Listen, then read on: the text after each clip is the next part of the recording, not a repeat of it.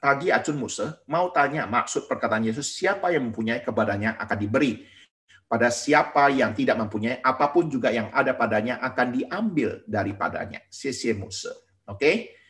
Ini ayat firman Tuhan ada beberapa bagian ya mencatat tentang hal ini. Ada beberapa ayat ya. Coba kita perhatikan.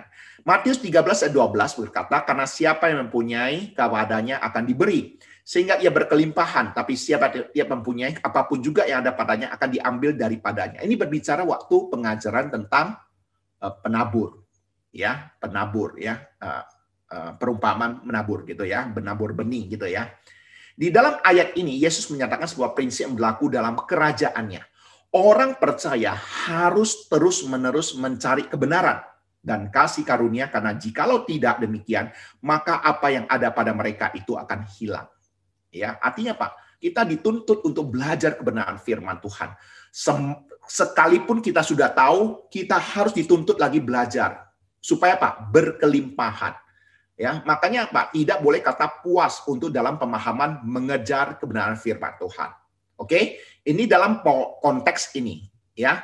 Kemudian konteks yang lain, Lukas 19 ayat 12 sampai 26. Ini konteks yang berbeda. Perhatikan ya. Maka ia berkata, ini Tuhan Yesus berkata, ada seorang bangsawan berangkat ke sebuah negeri yang jauh untuk dinobatkan menjadi raja di situ. Dan setelah itu baru kembali. Ia memanggil 10 orang hambanya dan memberikan 10 mina kepada mereka. Katanya, pakailah ini untuk berdagang sampai aku datang kembali. Akan tetapi orang-orang sebangsanya membenci dia.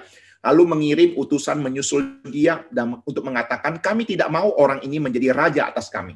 Dan terjadilah ketika ia kembali setelah ia dinobatkan menjadi raja, ia menyuruh memanggil hamba-hambanya yang telah diberinya uang itu untuk mengetahui berapa hasil dagang mereka masing-masing. Orang yang pertama datang dan berkata, Tuan, mina Tuan yang satu itu telah menghasilkan 10 mina. Katanya kepada orang itu, baik sekali perbuatanmu itu, hai hamba yang baik, engkau telah setia dan perkara kecil, karena itu terimalah kekuasaan atas 10 kota. Datanglah yang kedua berkata, Tuan, mina Tuan telah menghasilkan 5 mina. Katanya pada orang itu, dan engkau kuasailah 5 kota. Dan hamba yang ketiga datang berkata, Tuan, inilah mina Tuan. Aku telah menyimpannya dalam sapu tangan. Sebab aku takut akan Tuan. Karena Tuan manusia yang keras. Tuan mengambil apa yang tidak pernah Tuan taruh. Tuan menuai apa yang tidak Tuan tabur. Katanya pada orang itu, hai hamba yang jahat, aku akan menghakimi engkau menurut perkataanmu sendiri. Engkau sudah tahu bahwa aku adalah orang keras yang mengambil apa yang tidak pernah aku taruh dan menuai apa yang tidak aku tabur. Jika demikian, mengapa uangku itu tidak kau berikan kepada orang yang menjalankan uang?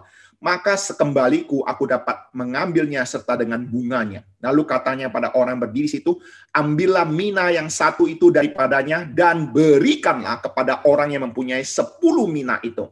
Kata mereka kepadanya, Tuan, ia sudah mempunyai 10 mina. Jawabnya, aku berkata kepadamu, setiap orang yang mempunyai, kepadanya akan diberi. Tetapi siapa yang tidak mempunyai, daripadanya akan diambil juga apa yang ada padanya. Oke, jadi kita bisa melihat ini ayat cukup panjang, tapi saya rasa ini penting untuk kita ketahui.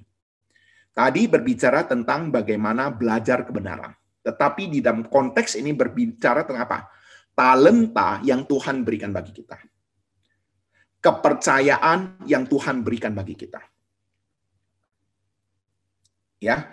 Nah, jadi di sini kita melihat bahwa masing-masing Tuhan sudah berikan porsi sesuai dengan kemampuan kita. Hanya saja masalahnya apakah kita mempergunakan porsi yang Tuhan berikan bagi kita dengan baik. Apakah kita bisa menjadi hamba yang dapat dipercayai? Gitu loh. Kalau tidak, Tuhan akan mencabutnya dan memberikannya kepada orang yang sudah mempunyai.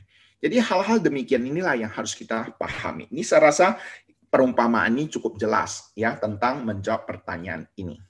Oke.